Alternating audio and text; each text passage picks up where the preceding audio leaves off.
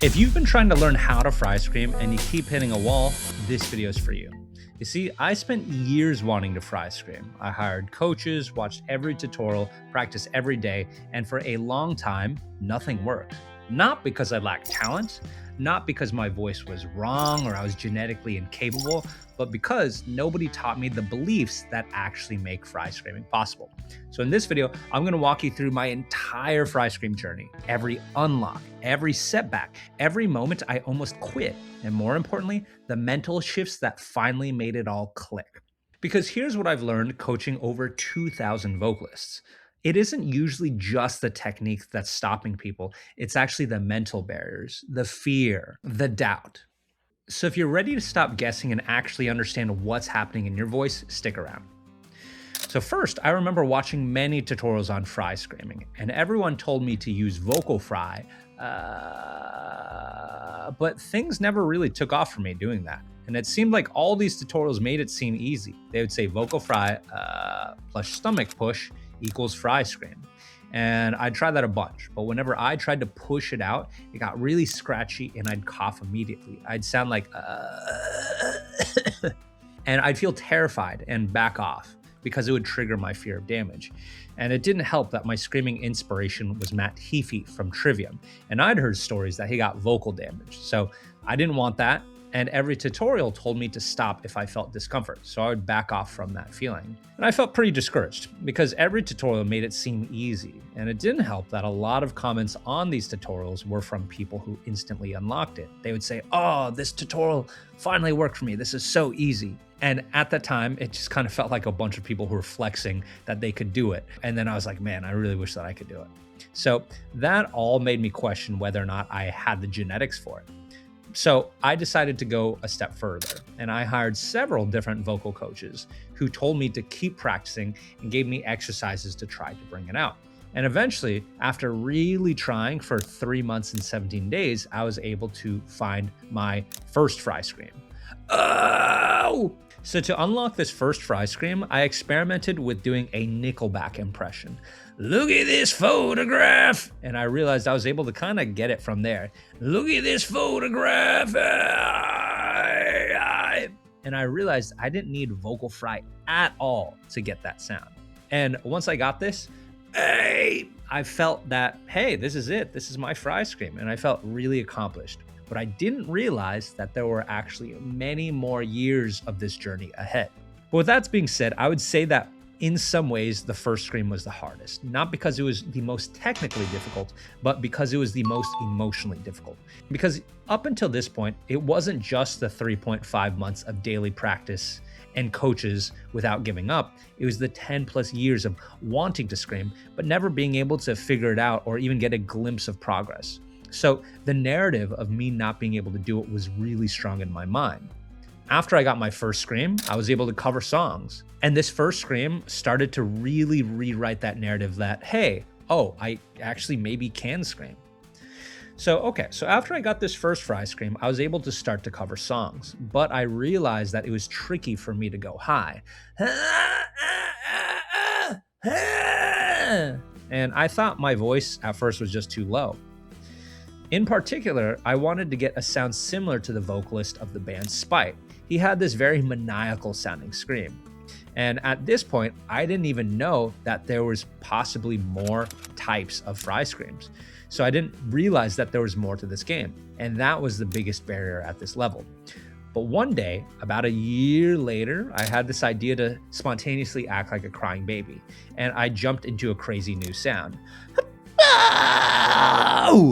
And at the time, I thought that, oh man, if I just tried this earlier, I would have unlocked this new fry scream earlier. But looking back, I see that I actually first needed to develop that first fry scream to get in the habit of compression.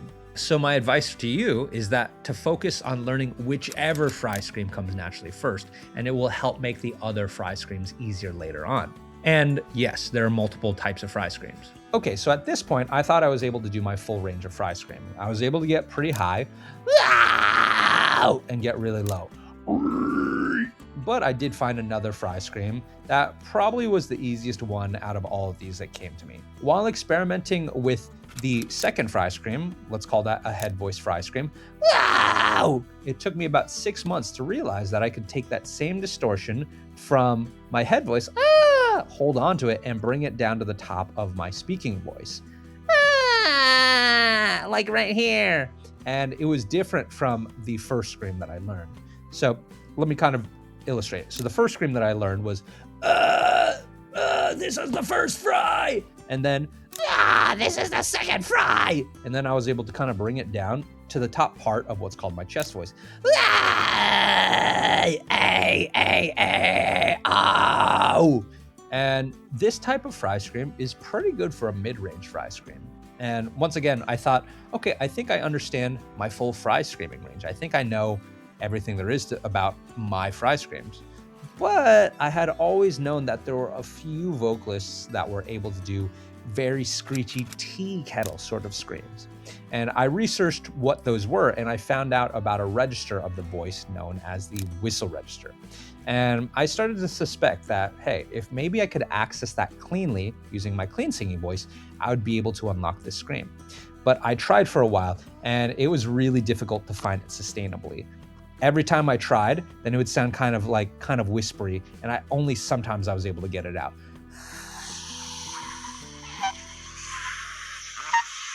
Yeah, I can't even do it right now.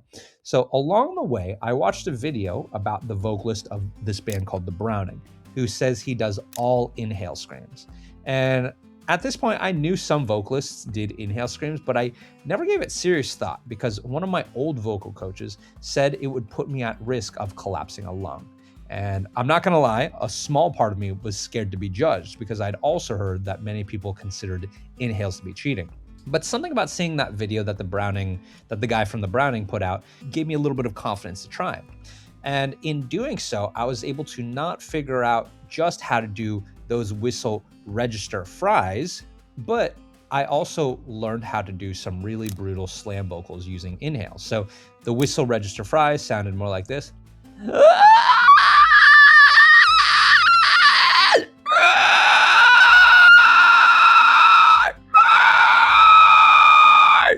And the brutal slam vocals sounded like this.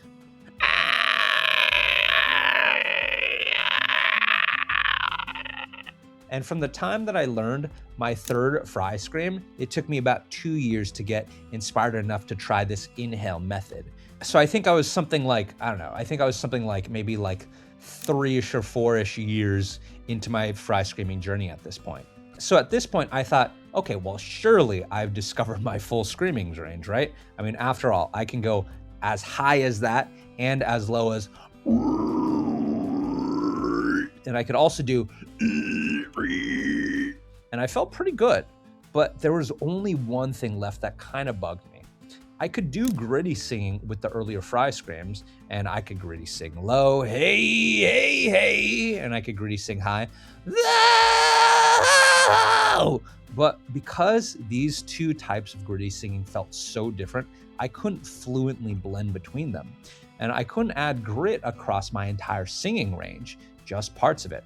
For example, whenever I was singing Given Up, I could hit certain notes with grit, but if I went too low, it just wouldn't sound right.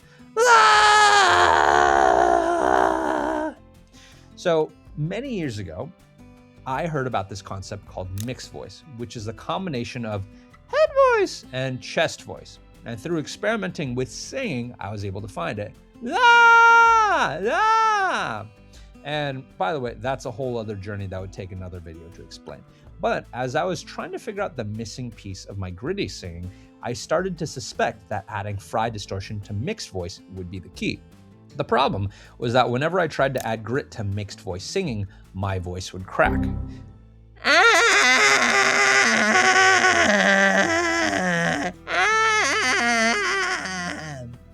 And not to mention, I felt like I had to be really loud to do this, and I was really worried about doing damage.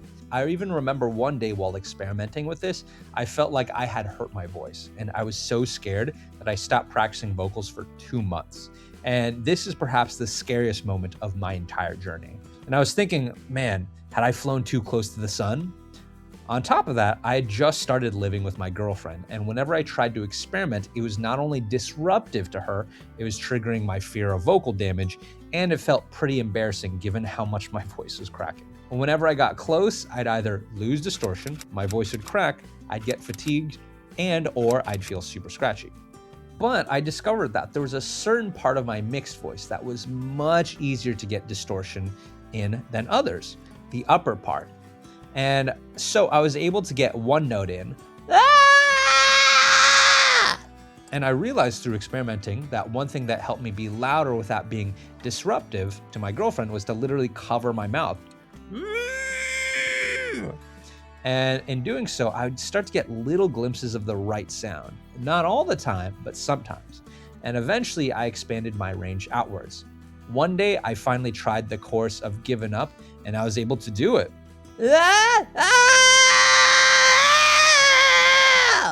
And that wasn't giving up, but I'm just kind of going off the cuff here. And now, after experimenting more, now I can add grit to my singing voice pretty much all throughout my mixed voice range and up and down my clean singing range. So at this part, in my heart, I do feel happy with what I can do. But who knows, maybe I'll discover more. But more important than anything, I truly feel now that whatever I set my mind to in terms of fry screams, I can do it. The hardest part wasn't the technical aspects of screaming, it was overcoming the mental barriers. The more I broke these mental barriers, the more I saw results. So here are the key ones that I want you to take away. So first off, don't let fear control you. And this includes fear of damage, fear of embarrassment, fear of failure. These will hold you back more than any lack of technique, because what happens is that they rob you of the freedom to experiment. And although I can go to each individual one of these and really talk at length about them, just for the sake of keeping things short, I want to let you know that pretty much everybody that has learned screams has had to deal with these fears. And I can tell you from me coaching over 2,000 people, the odds of you actually getting the type of damage that most people are scared of, very, very small. So I really don't want you to worry.